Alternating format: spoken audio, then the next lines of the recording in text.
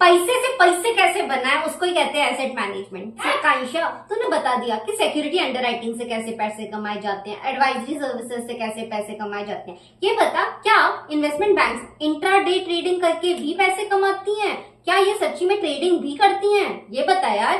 So hey guys, welcome back again to my channel. So guys, क्या आप भी यही सोच रहे हो कि हम लोगों ने दो एक्टिविटीज तो डिस्कस कर ली हमारी इन्वेस्टमेंट बैंक की, जो थर्ड एक्टिविटी है trading and brokerage.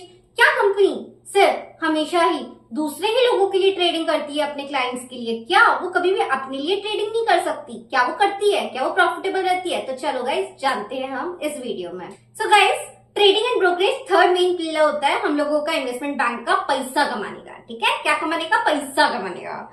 So guys, trading का सीधा सीधा मतलब होता है परचेज करना और सेल करना सिक्योरिटीज को। ठीक है, अब दो टाइप की ट्रेडिंग होती है गाइस, एक होती है प्रोप्राइटरी ट्रेडिंग और दूसरी होती है ब्रोकरेज ट्रेडिंग। अब ये प्रोप्राइटरी ट्रेडिंग पता है क्या होती है? जब एक बैंक अपने ही पैसे लगा के ट्रेडिंग कर रहा होता है तो हम उसको कहते हैं प्रोप्राइटरी ट्रेडिंग, और उससे जो भी पैसा वैसा बनता है वो उसका हो जाता है।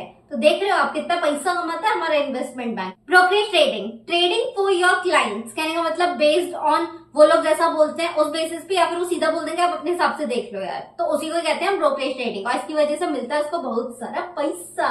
ठीक है गाइस, तो दो टाइप्स की होती है। आई होप आपके ये वाले क्वेश्चन सब डाउट थोड़े क्लियर हो रहे होंगे कि यार कंपनी अपना भी पैसा लगाती है।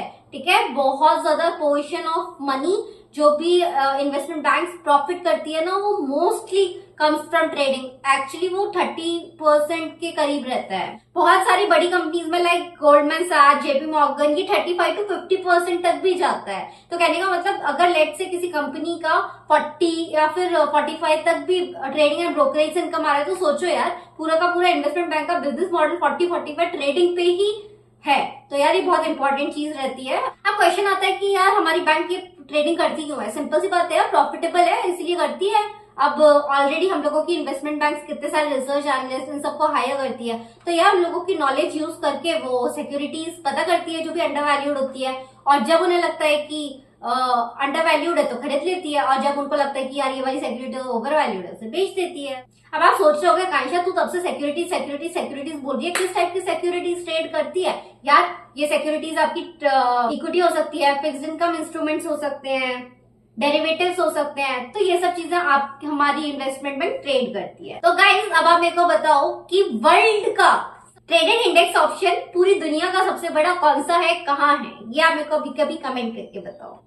तो चलो गाइज, अब हम लास्ट एक्टिविटी एसेट मैनेजमेंट के बारे में समझ लेते हैं। पैसे से पैसे कैसे बनाए उसको ही कहते हैं एसेट मैनेजमेंट। सीधी बात है यार, आपके क्लाइंट्स आते हैं, आपको पैसा देते हैं, बोलते हैं इस पैसे से मेरे को और पैसा बना के दो, दैट इज या एसेट मैनेजमेंट।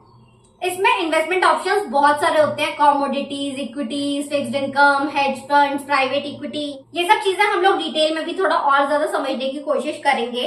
एसेट मैनेजमेंट के अंदर ना मेनली 3 रोल्स बहुत ज्यादा फेमस होते हैं, पोर्टफोलियो मैनेजर का, रिलेशनशिप मैनेजर का और रिसर्च एनालिस्ट का। तो आपका जो रिलेशनशिप मैनेजर होता है वो लीड्स जनरेट करता है, पोर्टफोलियो मैनेजर आपके इन्वेस्टमेंट डिसीजंस देखता है, रिसर्च एनालिस्ट आपका इनपुट देता है इंफॉर्मेशन का। ठीक है, कहने का मतलब रिसर्च एनालिस्ट बताएगा कि यार ये वाला स्टॉक मुझे अच्छा लग रहा है, फिर पोर्टफोलियो मैनेजर डिसाइड करेगा क्या वो आपके ओवरऑल पोर्टफोलियो में हो रहा है फिट इन कि नहीं हो रहा है। रिलेशनशिप मैनेजर वो एक अच्छी रिलेशनशिप मैनेज करेगा हमारे क्लाइंट के साथ और नई लीड्स लाने की कोशिश करेगा। है ना मस्त ये। तो चलो गाइस, अब हम बात करते हैं 5 best asset management company in the world. सबसे पहली तो आपको पता ही है ब्लैक रॉक है, वो तो मैंने आपको बता ही दिया। बचे 4 कौन सी है वो आप लोग को अभी कभी कमेंट करके बताएंगे।